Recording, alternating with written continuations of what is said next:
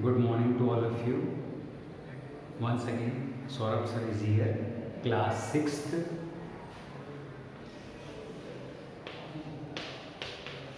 English reader.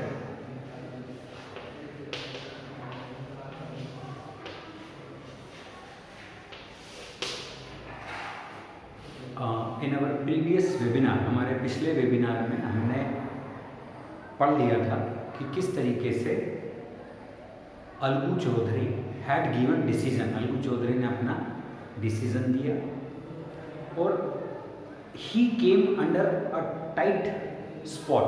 Tight spot means वो भी कहीं फंस गया। टाइट स्पॉट का मतलब होता है किसी स्थान में फंस जाना। So he came under one tight spot, एक केस में फंस गया कि उसने समझू साहू को अपना एक बैल दिया था और वो बैल के पैसे उसने 1 महीने बाद देने का बोला था, लेकिन चूंकि बैल की डेथ हो गई तो अब उसने पैसे देने से मना कर दिया। Several months after the bullock's death, Algu reminded Samjhu of the money he hadn't yet paid. Yet मतलब अभी तक, जो अभी तक उसने पैसा नहीं दिया था। येट मतलब अभी तक, अभी तक। तो yet he has not open, है ना, yet he has not given the, he hadn't given the money, उसने अभी तक पैसा नहीं दिया था। बहुत महीने गुजर गए। देन एक दिन साहू गॉट वेरी अनॉयड। एक दिन जब उसने पैसे की बात करी अलगू चौधरी ने, तो उस दिन साहू बड़ा नाराज हुआ, गुस्से में बोला, आई कांट पे यू अ पेनी। मतलब एक पेनी मीन्स एक पैसा, मैं तुमको सिंगल पैसा नहीं दूंगा। पेनी मतलब पैसा। I will not give you a single penny for the raised beast.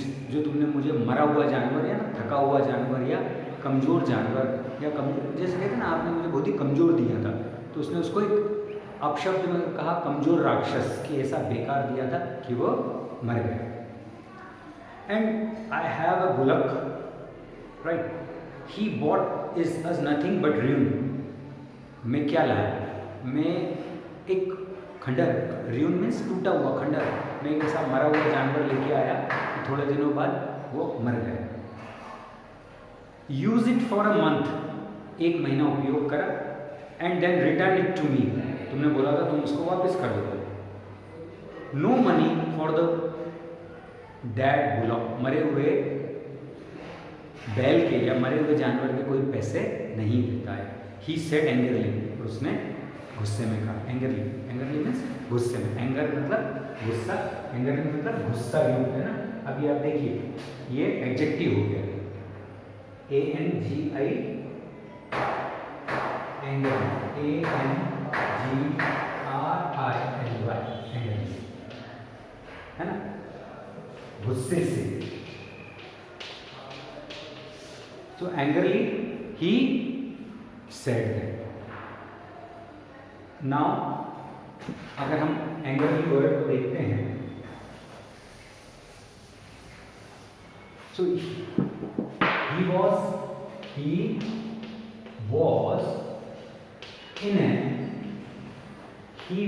in an angrily mood.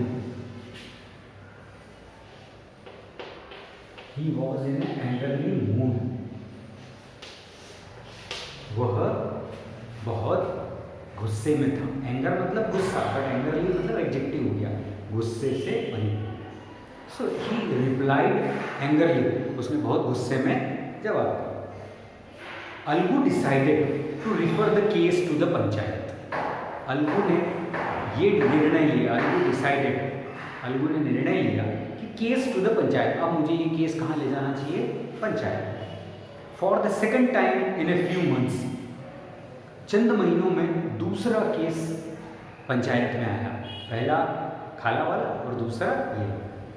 तो for the second time in a few months, panchayat for holding the panch with panchayat were made and both the parties started meeting people seeking their support. Samjhu ने बोला ठीक है, मैं भी पंचायत में चलूँगा। Seeking their support, seeking मतलब खोजना, मैंने आपसे कहा था सीकर, खोजने वाला, ध्यान देना बेटा, सीकर, SEEKER, सीकर मीन्स खोजने वाला।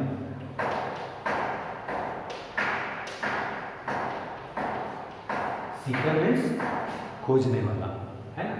और सीकिंग खोज रहा है, सीकिंग सपोर्ट मतलब सब अपना अपना सपोर्ट खोज रहे थे कि कोई तो मेरी तरफ बोले, तुम मेरी तरफ बोलना, तुम मेरी तरफ बोलना। बोथ द पार्टीज, मतलब अलगू चौधरी भी अपने लोगों को बोल रहा था कि देखो भाई, मैंने इनको एक बैल दिया है और महीना भर हो गया, इन्होंने यूज़ करा, मर गया, ये पैसे नहीं दे रहा है, ये तो गलत है। तो वो अपने अपने सपोर्ट में, अपने अपने पक्ष में लोग इकट्ठे करके पंचायत पहुँचे। The panchayat was held under the old banyan tree, वही एक पुराने बरगद के नीचे। आपने देखा होगा एक सिस्टम में देखा होगा आपने कि ये ऐसा बरगद का पेड़ होता है ना, बहुत पुराना है, उसके आसपास एक ऐसी बैठने की व्यवस्था हो जाती है भाई।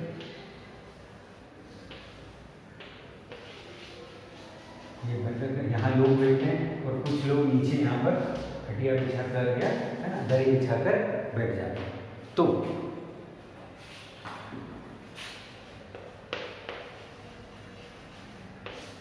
यह हमारी पंचायत हो गई, है ना।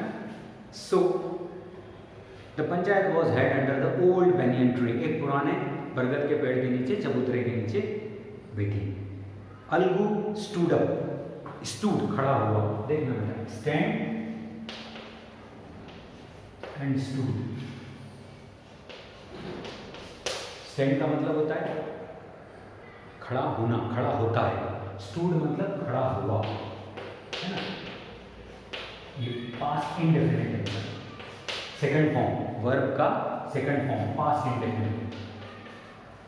सो ही अलगू स्टूड अप, अलगू खड़ा हुआ, एंड सेड, और बोला। से का सेकंड फॉर्म सेड, से मतलब कहता है और सेड मतलब कहा या बोला, और बोला। The voice of the panch is the voice of God, panch के मुंह से हमेशा परम ईश्वर, ईश्वर बोलता है। पंच के मुंह से हमेशा ईश्वर बोलता है।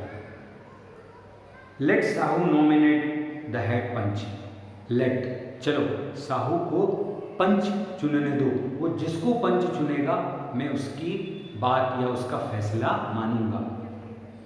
जुम्मन शेख ने भी बोला था खाला को कि खाला तुम पंच चुन लो, है ना, जो डिसीजन होगा वो मैं मानूंगा। अलगू खड़े हुए, उन्होंने भी यही बोला कि समझू जिसको पंच बोलेगा उसको मैं पंच मानने को तैयार हूँ, और जो फैसला होगा उसको मैं मानूंगा। I will abide by the decision, I will abide है ना, पालन करना, कल हमने पढ़ा था ना, अबाइड पालन करना, ABIDE, अबाइड बाय पालन करना।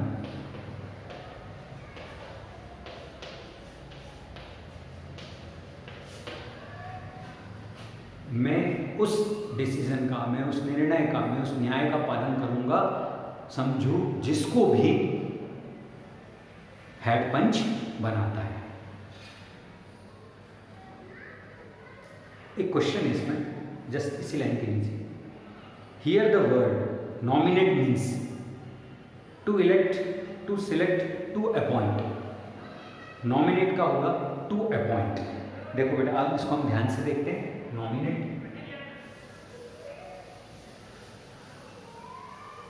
जैसे मैंने कहा क्लास 6th में मैंने दक्ष नाम के बच्चे को, सपोज कोई दक्ष नाम का बच्चा है क्लास 6th में, उसको मैंने नॉमिनेट किया है काहे के लिए, क्लास मॉनिटर। तो दक्ष is nominated as, Daksh is nominated as class monitor, Daksh is nominated as class monitor। इसका एक और वर्ड हो सकता है, दक्ष इज अपॉइंटेड, अपॉइंटेड मतलब चुनना, उसको बनाना, appointed. Appointed as class monitor. तो आप देख सकते हैं अगर हमारा जो question here the word nominate means a to elect, नहीं इलेक्ट तो हम वोट करके, टू सिलेक्ट और to appoint. Actual nominate means appoint करना।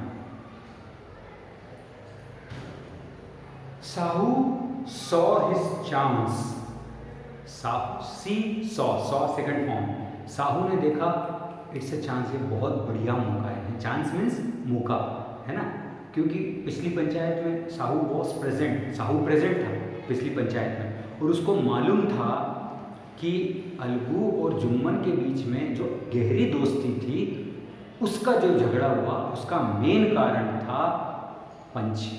हेड पंच कौन बना? अलगू चौधरी। और किसके खिलाफ दिया निर्णय? जुम्मन के। तो उसने कहा इट्स अ ग्रेट चांस, कहीं ना कहीं जुम्मन बदला लेने की सोच रहा है। So Sahu saw his chance and proposed the name of Jumman. Propose करना मतलब आग्रह करना। उसने प्रपोज किया, उसने बोला कि भाई मेरी तरफ से हेड कौन होगा? जुम्मन शेख। अलगू चौधरी के तो पसीने छूट गए कि मैंने एक बार इसके खिलाफ निर्णय लिया था, अब ये पक्का मेरे खिलाफ निर्णय देगा। बिकॉज टाइम हैज़ कम, अब समय आ गया है। So but what could he do? Algu's heart sank, डूबने लगा। सैंक मतलब डूबना, टाइटेनिक वॉज सैंकिंग, है ना, टाइटेनिक सैंक, डूबा। तो ही वॉज, हार्ट वॉज सैंक, उसका दिल एकदम डूबा, मतलब दुख में डूब गया। अरे यार, इसने भी जुम्मन को बना दिया। 100% Jumman will give decision against me, मेरे खिलाफ बोलेगा।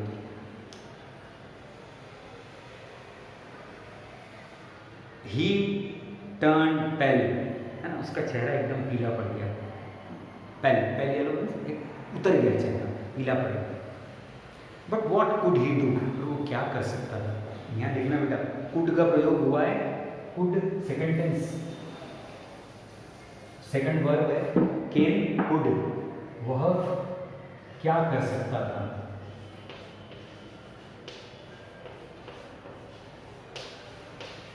वह क्या कर सकता था? यहाँ मैंने था लिखा है। What he could do, what he could do, वह क्या कर सकता था? बेचारा मजबूर था, है ना, ही वॉज हेल्पलेस, तो वह क्या कर सकता था? अब यहाँ मैंने वह क्या कर सकता है देखना बेटा, प्रेजेंट टेंस है, वह क्या कर सकता है? तो सिंपल कुड की जगह आ जाएगा very good, can. Good. What he can do, वह क्या कर सकता है? तो आपने ध्यान से देखा, हमने कैन का प्रयोग करा प्रेजेंट टेंस में और कुड का प्रयोग हम करेंगे पास्ट टेंस में। What he could do, right, this is called modal verb. इसको हम क्या बोलते हैं? Modal verb. हम पढ़ेंगे आगे मॉडल वर्ब। अगर हम ध्यान से देखें मॉडल वर्ब में, तो मॉडल वर्ब की खासियत ये होती है कि इसके अंदर मॉडल वर्ब, इसमें आता है can could, shell should, will would, may might, है ना, मे माइट, ये सारी चीज़ें आती है मॉडल वर्ब्स में। तो हम आगे पढ़ेंगे। क्वेश्चन हम थे व्हाट अलगू कुड डू। अब अलगू क्या कर सकता था? उसी ने, he has given chance, chance तो उसी ने, मौका तो उसी ने दिया था। किसको? समझू साहू को, कि भाई तुम्हारा पंच चुन लो। और उसने he selected, he appointed, he nominated to whom? He appointed to Jumman Shaikh. अब समय आ गया कि जब जुम्मन शेख अपना बदला लेने की सोच रहा है। The moment Jumman became head panch, the moment, क्षण, मोमेंट का मतलब होता है यहाँ क्षण, MOMENT, मोमेंट, मोमेंट मतलब वो क्षण, वो पल, वो समय, वो क्षण, वो पल या वो समय, ये हो गया मोमेंट। तो जैसे ही वो मोमेंट आया, वो क्षण आया, Jumman was very happy, Jumman बहुत खुश हुआ। The moment Jumman became head punch, he realized his responsibility as a judge. He realized मतलब उसने पहचानी, उसने जानी कि हेड पंच बनने के बाद रिस्पॉन्सिबिलिटी मतलब आपके ऊपर जो बोझ होता है, आपके ऊपर जो भार होता है ना, आपका जो कर्तव्य है, रिस्पॉन्सिबिलिटी, वो बढ़ जाती है। जिसे मान लीजिए कि आपके घर में आप बड़े हैं, आपसे 2 छोटे भाई बहन हैं, आपके मम्मी पापा या आपके पेरेंट्स कहीं बाहर गए हुए हैं, उन्होंने कहा बेटा बच्चों का ध्यान रखना, दोनों छोटे भाई बहनों का। अब आपकी रिस्पॉन्सिबिलिटी ज़्यादा हो जाती है। मन में खुशी तो होती है कि चलो अब हम अकेले हैं, लेकिन आपकी रिस्पॉन्सिबिलिटी, आपका कर्तव्य, आपके कंधे पे बोझ, you have a burden on your shoulder, आपके कंधे पे बोझ बढ़ जाता है। क्या बोझ बढ़ जाता है कि इन्हें कुछ हो ना, इन्हें लगे ना, ये दोनों आपस में ना झगड़े, है ना, इसलिए आप ज़्यादा ध्यान देते हो। तो responsibility was more on Jumman's shoulder, Jumman के कंधे पर अब ज़्यादा कर्तव्य, ज़्यादा भार आ गया, because he appointed, he nominated as a head punch.